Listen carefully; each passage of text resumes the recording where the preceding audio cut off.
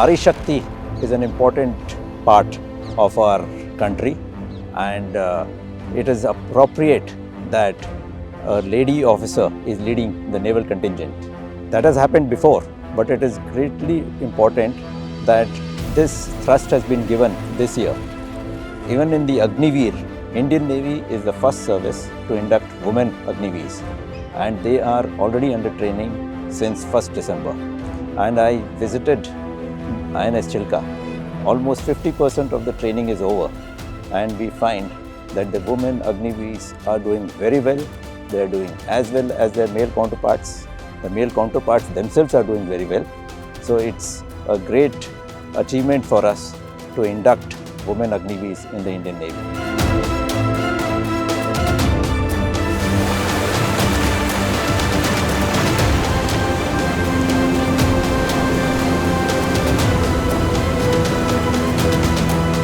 So since past few years, we have seen the participation of women in large numbers. The ratio has increased. The women prospect at a wider range is seen all across. What is it that has made a change, one, and how different it is, this time around or in past few years, the involvement of women? This time around, as I said, women are being inducted as women Agniveers, and Indian Navy is the first service to induct women. I have seen the training of women Agniveers, which started on 1st December for all the Agniveers, and almost 50% of the training has happened, and our lady Agniveers are doing very well in the training, and we know that they will be able to participate in the all activities, and they will be able to serve on all the challenging appointments at sea.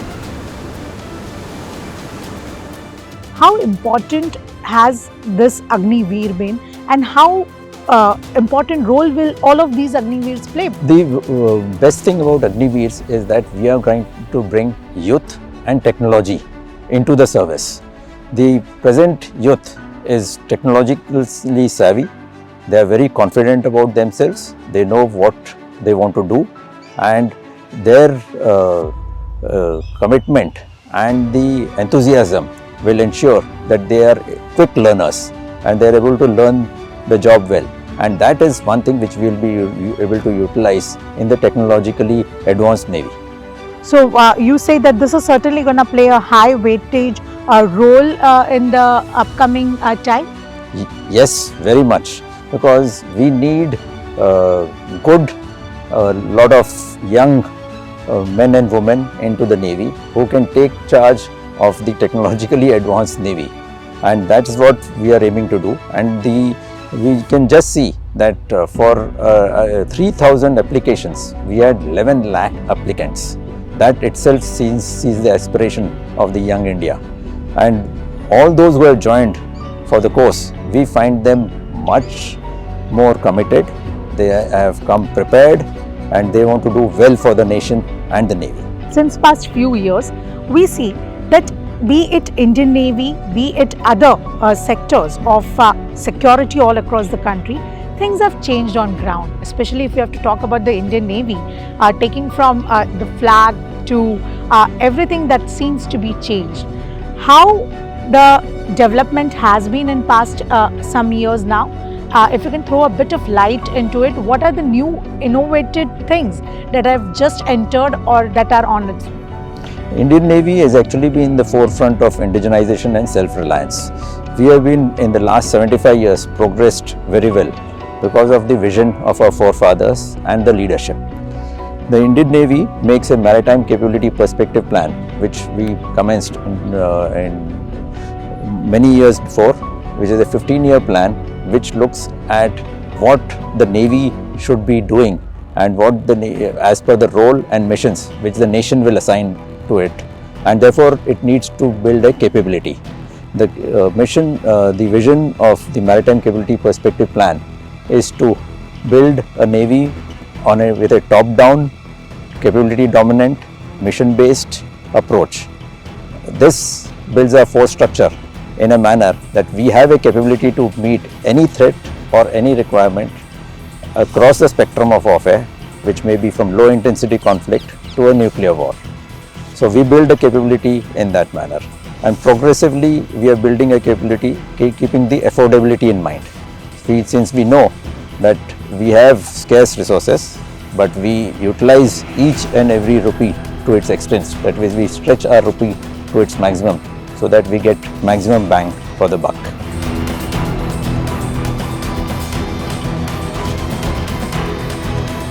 If you can throw a bit of light of the importance of the new flag that was introduced. See, we are proud of our heritage and our maritime history, and the Indian Navy has been always progressing towards not only indigenization but Indianizing everything.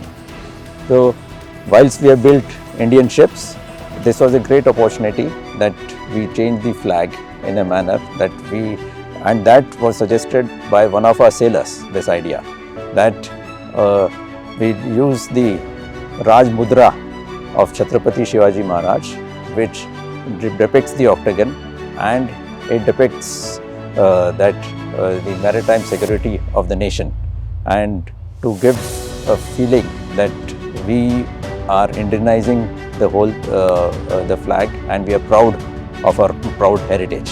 If we have to talk about Indian Navy, where do we stand with respect to AatmaNirbhar Bharat? Indian Navy has always been in the forefront of indigenization and self-reliance. So Atmanirbharta has been our mantra.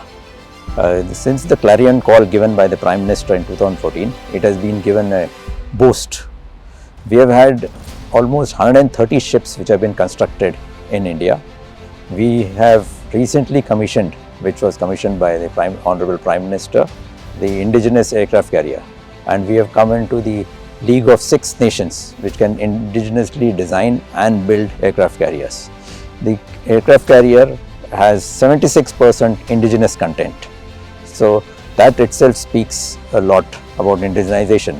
The entire steel of the carrier has been made in India.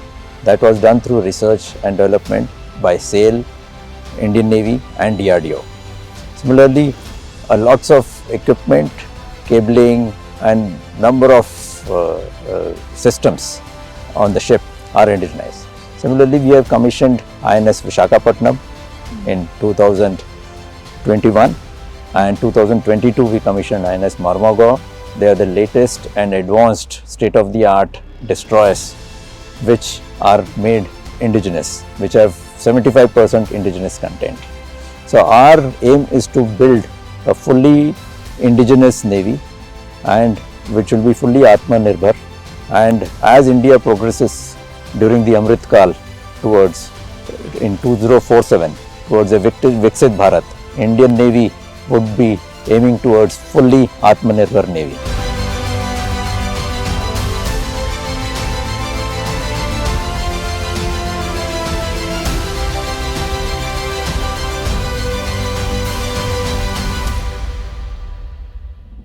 What about the innovations? What is it that Indian Navy has come out in recent times to give a strong fight back with respect to the security?